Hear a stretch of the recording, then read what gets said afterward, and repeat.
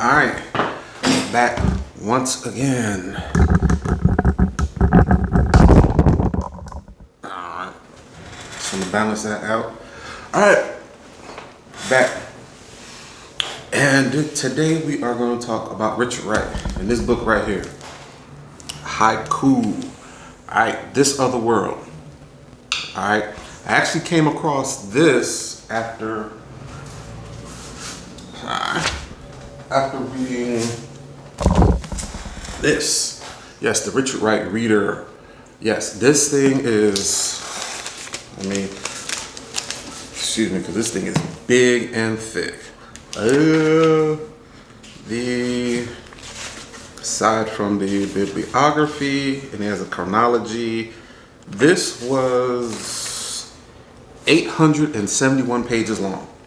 All right, and this, yeah, it took me a while to read this, but I finally got through it. As you can see, has a lot of stuff here. Just let you know, bam. Bam. It has this whole oeuvre here. You know, it has nonfiction, which I really didn't. He's known for his fiction, but, well, he's known for Black Boy and Native Son, but he wrote so much more. Up in here, you know, we have, of course, we have an excerpt from Black Boy, but then we have also a lot of essays that he wrote. And I wish someone would do a collection of just putting like all of his essays together, because he's very good at that and undervalued for his essays. Also, there's a lot of letters here that he wrote. I wish someone else would do that. And then, of course, excerpts from Black Power, Pagan Spain, when he went to Spain as a news reporter. 12 Million Black Voices. Okay, that's like a folk history of Black people. That was really good. And it's all of it. It's not an excerpt. And then right here, poetry. Let me see it? Right at the bottom. And basically, as you can see right at the very bottom, haikus. All right. Now the poetry by itself, like Between the World and Me, was very good. That was a very good poem. Red Clay Blues, FBI, literally letters FB and I Blues, you know, about him being washed, and then the haikus. And I was just, you know, went along. Also, you know, his fiction. He wrote a lot of people just think he wrote Native Son. Here there was excerpts from Long Blacks. No, there was like, well, basically there was short stories and novels like Lord Today, Native Son, Savage Holiday, Long Dream, The Outsider. Then of course, you know, his short stories, Long Black Song, Fire and Cloud, Big Black Good Man, and stuff.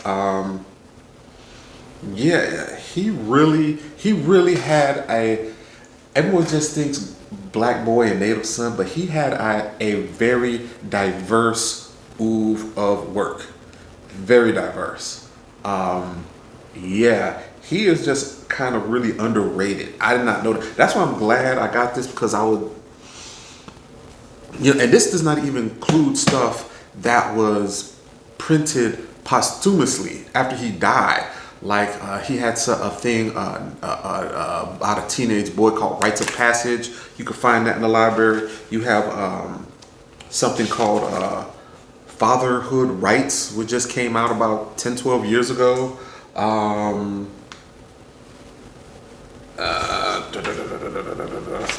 There is, you know, Lord Lawd, he speaks and he writes in the vernacular. Lord Today, that was published after him. Also his autobiography, Black Boy, there was a extension of that called American Hunger. He really wrote a lot of stuff, and this really introduced me to it. It got me into it, makes me want to read even more. But basically, this poetry section, that what really got me, because I had no idea. I knew about his nonfiction, I knew about his fiction, but I had no idea he wrote poetry. And he's damn good at it, you know. And that's another thing. People need to, you know, just like they did a thing and collected his haiku, they need to collect his poetry, need to collect his essays. You know, like here it has Joe Louis Uncovers Dynamite. Then, of course, his most famous one, Blueprint for Negro Writing. He has a review of Wars I've Seen by Gertrude Stein, book reviews. Yeah, he did everything. He did everything. He needs to be examined. Not just people need to go outside of Black Boy and Native Son and to really understand him. You know what I'm saying? I knew I couldn't read all these things, so that's the reason why I got the reader. I'm probably gonna do a whole lot of reviews of readers, like Langston Hughes. He has a reader. William Faulkner has a reader. There's a reader for Zora Neale Hurston. There's a lot of readers. I'm going to be doing a lot of these, so this coming up.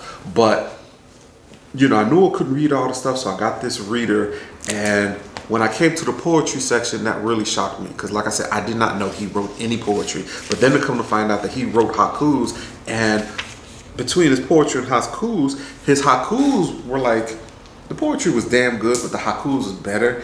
And I really, just from this little excerpt of haikus, which was only like about, I think, how many pages? Like about 3-4 pages, 251 to 254, so like 3 pages,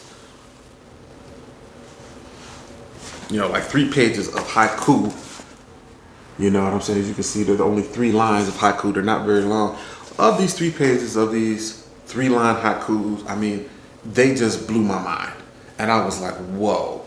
I mean, the rest of his stuff was very good, but his haikus really blew my mind. So I went and looked and see if I could find anything. So I put down, you know, Richard Wright poetry, Richard Wright haiku, and in my library system, boom, we have this collection, which goes from 1998. And I read it, and it really blew my mind away. It takes a little while to get into the rhythm of reading haikus because this is a form of poetry. We're not used to these little short, quick 3-line poems here, even though we have a long traditional poetry. And then, of course, you know, rap came out and putting, you know, poetry to music like that. And it turns out that, you know, there's a long, after World War II, there was a, you know, the war with Japan, there was a discovery of haiku. Of course, there was like, you know, Westerners that went there before that, like in the late 1890s, early 1900s and stuff. But I was really surprised at how he embraced this. So don't worry, I've read this. And I've written a review. I haven't done it, but I'm gonna do this upcoming. But I'm gonna concentrate on this because, like I said, this surprised me how good it was. All right, put this over here. All right. Got my hard note copies and stuff, and let's go. All right. So basically, you know, a little background on the book. Basically, this book is composed of like 817 haikus. All right, like I said, they're like 3 lines, really short. But it turns out he actually wrote 4,000 of these things. Yes, 4,000 of them. He just went crazy. And basically, he wrote them in an 18-month stretch at the end of his life. He was literally on his sick bed. Okay, he was in France. He was in some country, rural house and stuff. I don't believe it was a full-fledged farm. But he was out somewhere, I can't remember the name of the village, but it was somewhere in rural France, and he was on his deathbed. He had some infection in his stomach. He caught some virus, and so he was dying and stuff, and he eventually died of a heart attack, but the virus kind of weakened him, and so yeah, he was on his deathbed. So this is like kind of a song of like a dying man, and maybe that kind of setting where he knew that he was about to die, and he was, instead of him being in the city, he was back in a country environment because he came from the small town country life. He was bedridden. So yeah, and that kind of, and because these were like little short 3-line verses, he was able to like shoot them out. So he acquired it. Apparently he had seen, there were like collections that were already around from like the early 1900s of Westerners who had wrote who had found out and wrote haikus. He had read that before in the early 50s because he died in 1960. So we do know that he had copies of this stuff in the late 40s, like around 48 and around 50. There was like 2 copies he had, and he read them. He liked it, but he never really got to it until the last 18 months of his life in 1959 to 1960. And he knocks it out the ballpark. This stuff is great. So I'm glad he did this. There are some books that mention it. I do know that there is a haiku book that talks about how African Americans have used the form and stuff. There's another guy called Yoshinabe. He does a thing where he breaks down all of Richard Wright's things, and he has a section about his use of haiku. There's another book, I forgot what it's called, but yeah, basically, you know, Black Americans have adopted it. The West has adopted it. There's even a book out here I saw where you have comedians doing haikus and stuff. So he was like one of the first Americans to do it and stuff, and he does the art well. He does not try to be Japanese with it. He is, I wouldn't say American or Black American, but himself and stuff, but I'll get into that. So a little bit background more on haiku to explain it and stuff. You know, I got my notes here, so excuse me. Basically, you know, haiku is a form of poetry. It's composed of 17 syllables. Okay? In the West, the way we write it in 3 lines is not the same way they do it. Okay? But I'm gonna get into that. That's a Western adaptation. Basically, the form originated as an opening to a form called ringa in Japan. Basically, ringa is a big long poem, and basically you had alternating poems. Like each stanza was a different poet, so it was a group collaboration. So one stanza would be this one poet, and this would be another one, and this and that, da da da, to the end of the poem. And basically, haikus was like the opening paragraph, like the introduction. You know. You know what I'm saying?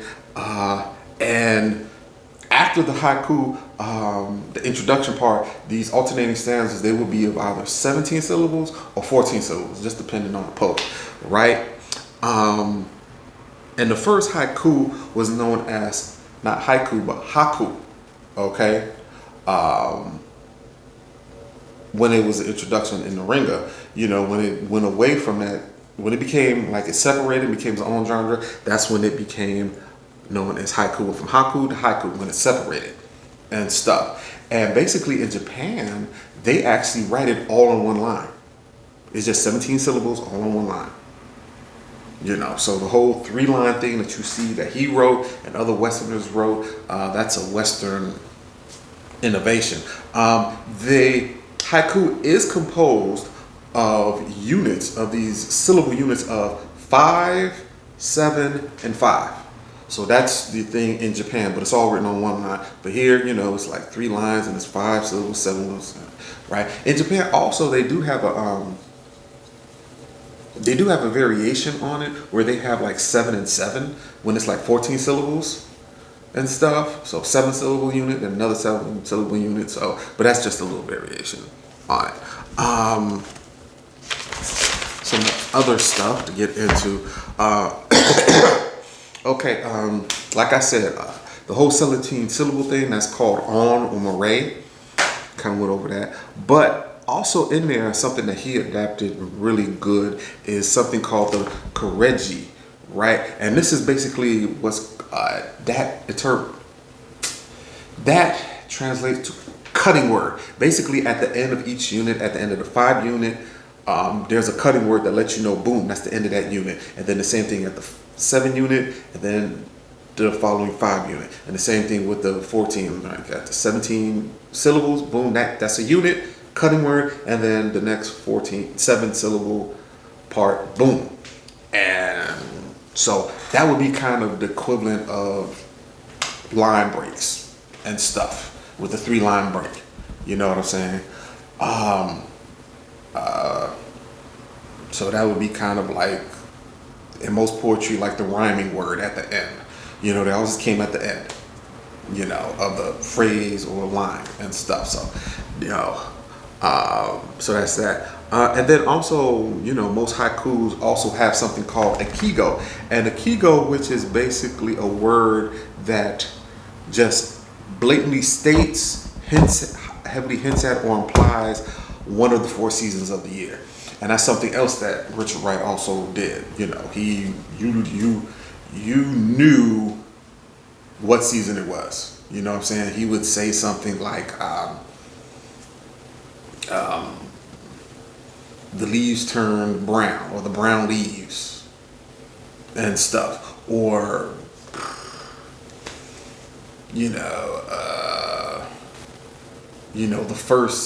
the first snow to let you know it's winter, or the first buds of new growth to let you know that you're at the beginning of spring, or something like that. You know what I'm saying? Kind of in that. Or it would just say, the autumn, or it would say September and stuff. It would say the month, or something like that. Something to indicate the season. And that's something that's in Japanese, and that's something that he also adapted really well and stuff. You know what I'm saying? And that's really good. The fact that he can take this thing and lift it up and boom, use it. So it's probably because it's a really short and really simple structure. You know what I'm saying? That he was able to adapt it so fast, but hey, he mastered that. Right. So let me get into his adaptation. So haiku, like, main subject is nature. Japanese, Western, whatever. It's nature. That's the thing that it's supposed to be talking about. You're not supposed to be talking about anything else. So that's the indication of why you have the kigo, the word that blatantly or hints at what season of the year it is. And of course, nature, since it's being nature, talking about the seasons, of course, it's going to be in the rural landscapes. You know what I'm saying? And another thing that it does is that the haikus, when it talks about nature, it emphasizes man's connection to nature. You know what I'm saying? So it's just not about nature. It's nature's connection to man, and man's connection to nature. And it's interaction and symbolism that man uses for nature and stuff like that. So man's connection. So that's kind of like the context is nature, but the modus operandi is humans' interaction with it and how it symbolizes them. You know what I'm saying? And he emphasizes that. Basically, him using haiku is a big departure because he's basically known as a person. He usually talked about the black experience in America and the social ills of America, whether it's the mistreatment of black folks or the mistreatment of the poor and stuff. You know what I'm saying? That's what he usually talked about in a lot of his stuff, especially his early stuff. He did move away once he moved to France and stuff, and like his first work was like kind of hinting at it, but as the time went on, he kind of changed. But you would still see some hints. He would talk about the injustices of society and stuff, but he kind of moved away from it with here. He didn't like kind of slip it in. He kind of just stuck towards kind of like a general human being. He wasn't talking about the black American, but he kind of talks about humans in a general light here. Which is really different, So he wasn't a social justice warrior. He wasn't a communist because he had been abandoned the Communist Party by the time he wrote this. He left the Communist Party around the early 1940s. So this was like 19 years later and stuff when he was writing this. So, it's a real shift in tone of what he used to talk about and what he's talking about here. Okay, my interpretation is basically the poems are obviously about his childhood in Mississippi, because he came from a small town in Mississippi, so it's just rather obvious, even though he uses nature in the setting is rural, the haikus are about humans and basically how they interact with the landscape, and also that interaction basically is a reflection of their emotional state. That's another thing I notice about him when he does it, right? When I've read some Japanese haikus, I don't know, I'm not Japanese, so I don't really feel like they're talking about too much. It seems like they're more talking about Zen. But him, you can just the emotion is just tumbling, exploding out in these poems. He's talking about nature, like you know, like give an example. Like he talks about scarecrows a lot. That was like one of his favorite symbols, and it's really he's talking about the humans who put up the scarecrows. You know what I'm saying? And how humans try to control nature and stuff. You know what I'm saying? But he doesn't talk about it like say in a socio-political way. He just says, he kind of says it like, okay, why don't you be at peace with nature? That's what he's kind of hinting at. And then also he uses a lot of crows, and the call of the crows. You know what I'm saying? But it's like the sound of it and stuff. But it's obvious, he basically hints at a human hearing the call of a crow. But then also he'll talk about, chickens and the chickens cawing when he, cuckoo at the sun when it comes up. You know what I'm saying? Or the cuckoo will take on like a anthropomorphic, like a dude, because roosters go around and be with the hens, so it'll be like a player and stuff like that. So yeah, he does stuff like that, and then also he'll talk about like country houses and he'll do a lot of sounds and visuals and stuff, but they'll be sound and visual kind of, how can I say, wait a minute, is there a thing here I maybe kept? I'm so sorry, I wish I had kept this, because this is something else, a style he does. He basically has it's called synesthesia, okay? Synesthesia is where it's a condition where like you may hear something but it'll activate your olfactory, or you may taste something and it'll activate your eardrum. You know what I'm saying? So it's kind of like a mixing up of your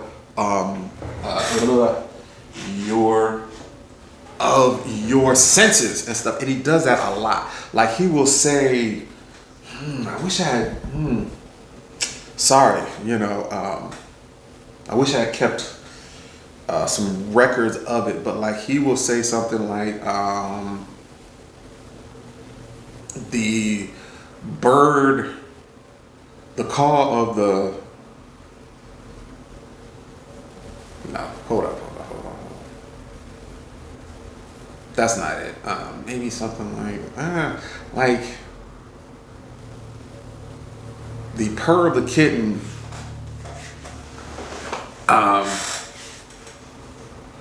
running towards the kitchen.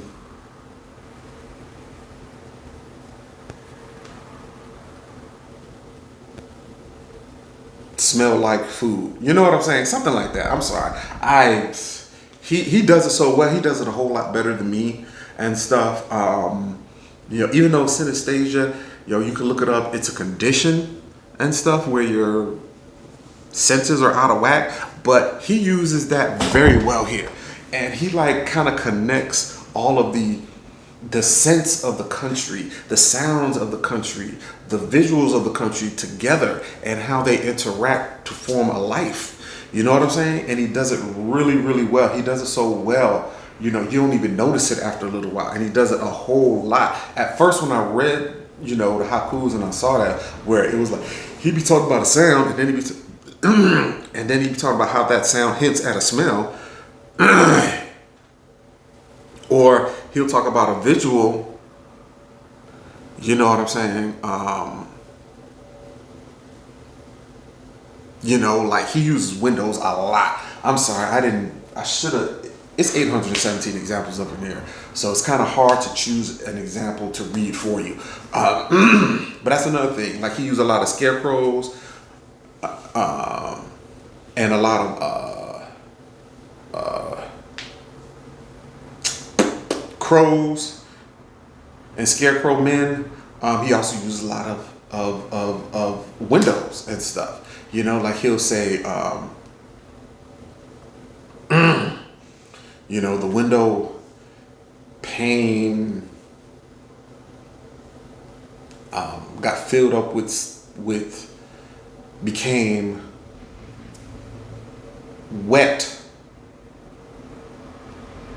with the storm outside, with the thunderstorm outside. Or I'm sorry, I'm just drawing a blank because there's so many examples. Or he'll say, looking out the windows, the hail came down and brightened the world with a thundering clap. You know what I'm saying? He'll just combine things like that you didn't really think, but he'll do obvious stuff like that because hail is white and it hits the ground, but then he'll connect it up to like say the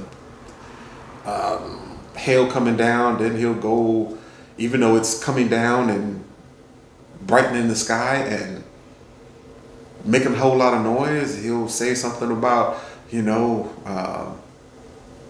he'll talk about the taste of water on a really hot day. You know what I'm saying?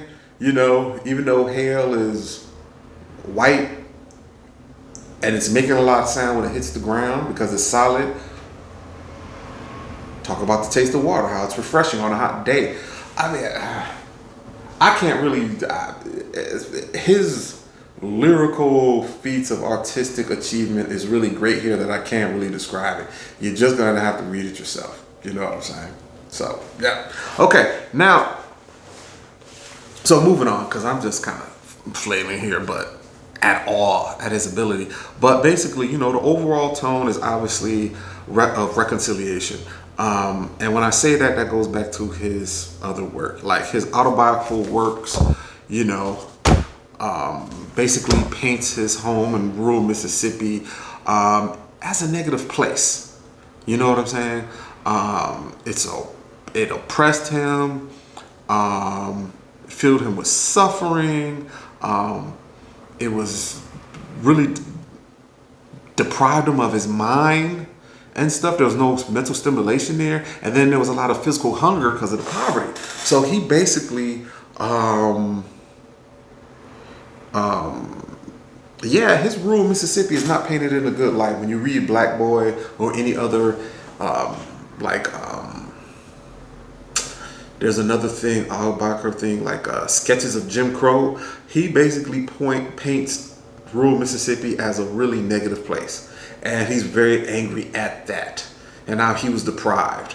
You know, like he talks about how he had to get some white northerner, because he knew a southern northerner wouldn't do this for him, to write a letter so he can get books out of the library. Because there was, if I'm correct, if I'm remembering correct, there was either no library or the library for black people was crap.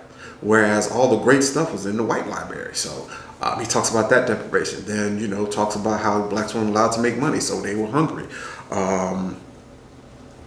It was really oppressive. Also, he talks about the religion, how there was really a lot of religious zealotry. So it doesn't matter if he's dealing with white people, black people, whatever the subject is painted really negatively.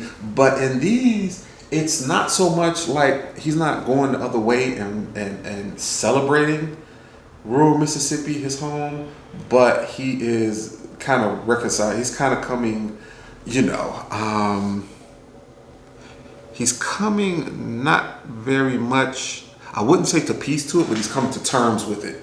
You know what I'm saying? So the anger is not so much there anymore. You know what I'm saying? But, you know, it's not, it's like kind of, hey, it is what it is, you know? And he's basically, you know, kind of letting go, you know, with all of his symbolism, because like I said, you know, you can, even though he uses nature and uses symbols of nature, humans are up in this so much, and then the humans of his, it was very much like, reading the first section of Black Boy. It was, you had a feeling of a dude walking around in some small town area of Mississippi. You know what I'm saying? But instead of the negative, like him struggling and trying to survive in the first section of Black Boy, he's cool with it.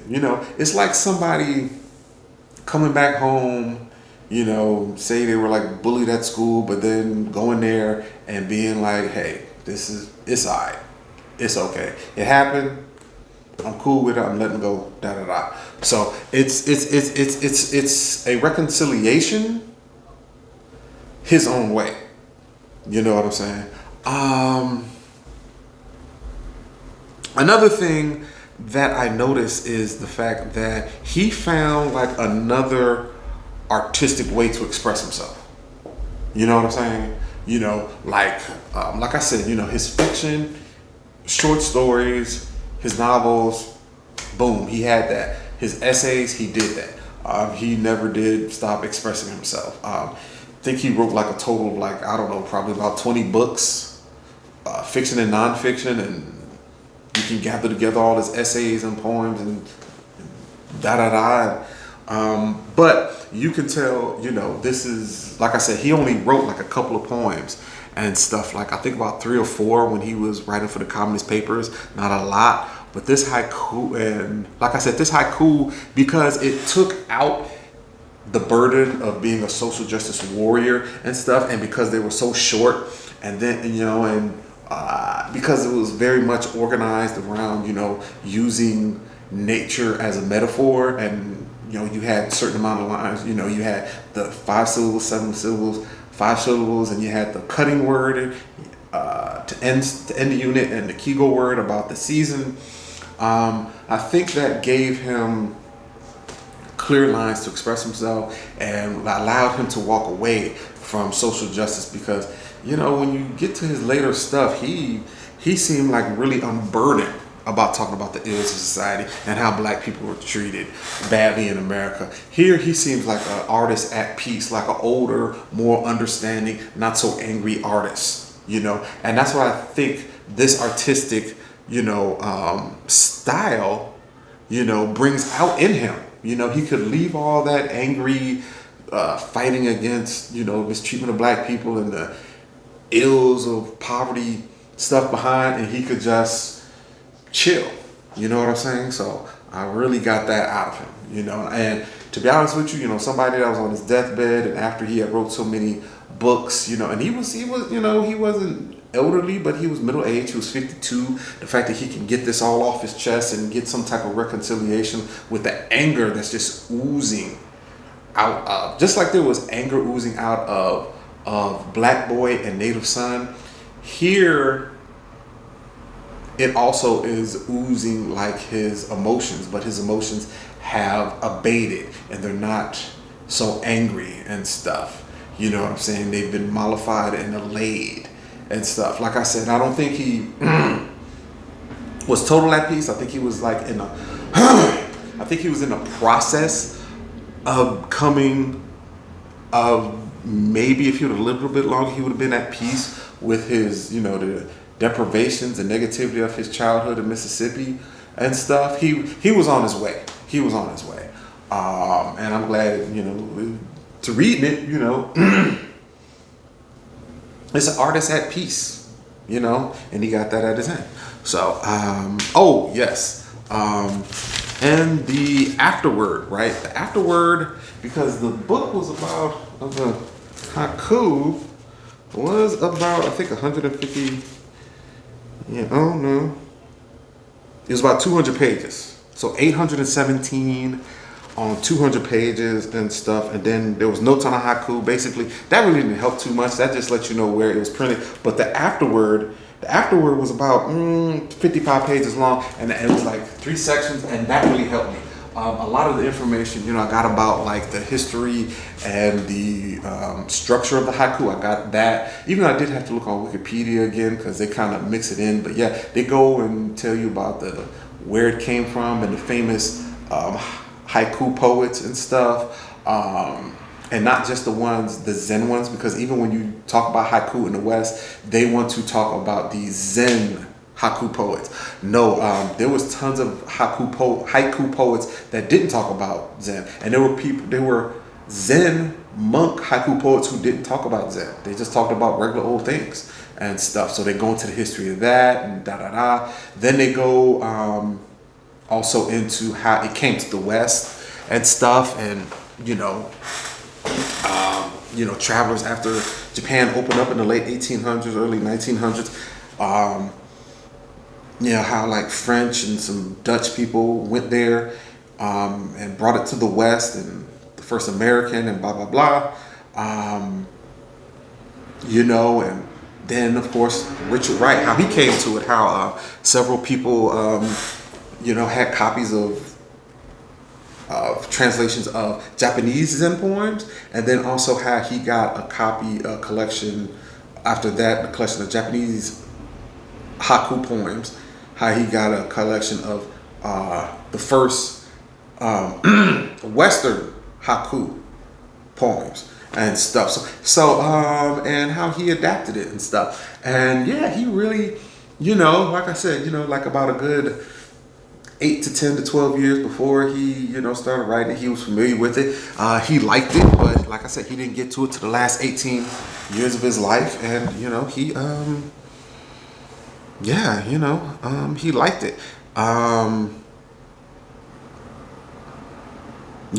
Especially they give examples of it. There's a lot of examples of the Japanese poem, haikus, Zen and non-Zen, and then he has examples of like the early Westerners in translation, their haikus and stuff. So yeah, the afterword is really good. And it's funny because the afterword, that seems like something that you would put at the beginning. That would be like the foreword or the introduction.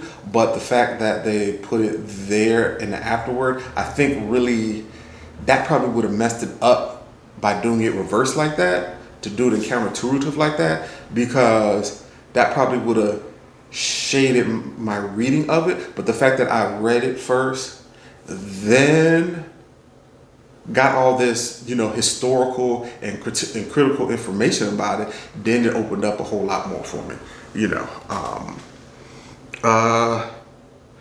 also, like I said, it also connected and contrasted Wright's previous work, and, sorry.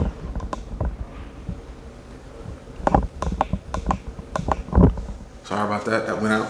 Basically, work and how it served as a new tool. Like I said before, as a artistic communication for it. You know what I'm saying? So yeah, everything I said I kind of took from the book, but it was true. Like I said,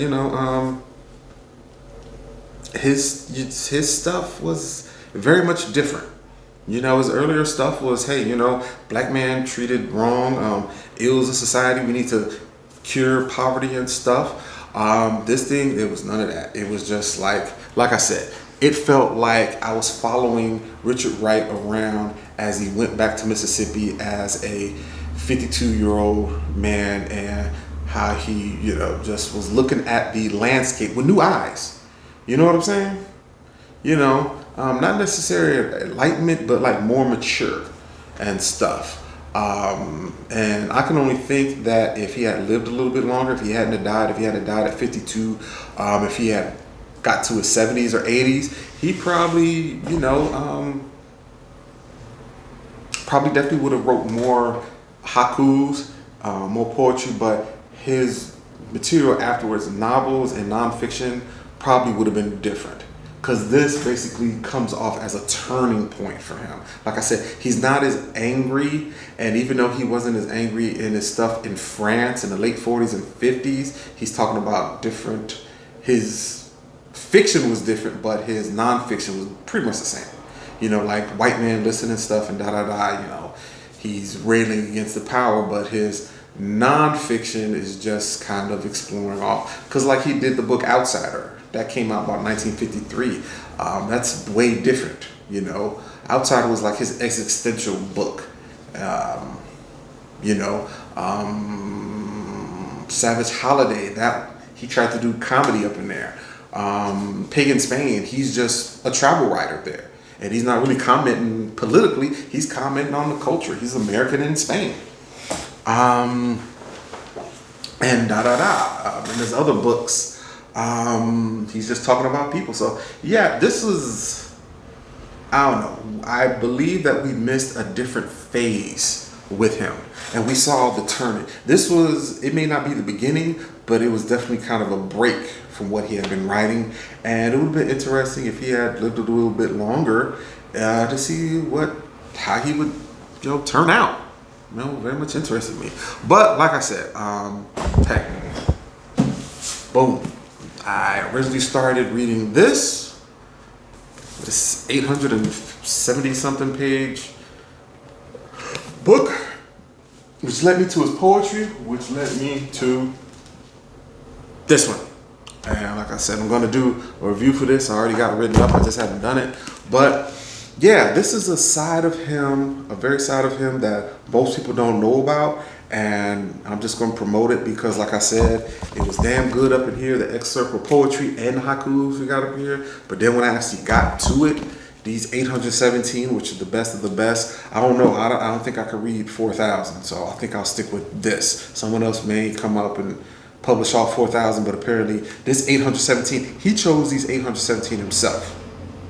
No one else chose this. He chose it himself. So this was the best of the best, and he did a damn good job. So when you're reading Richard Wright, I'm promoting this thing too, because it really lets you, like I said, it turned me on to his poetry. But you know, if you really want to read his, you know, get a full understanding and see a man not so angry and stuff, and or not so political, who's a little bit at peace with himself, boom, this right here. Especially if you are a poetry fanatic. And quite frankly, reading Japanese Zen is really hard because it's another culture, so it's kind of hard to understand. And then also, a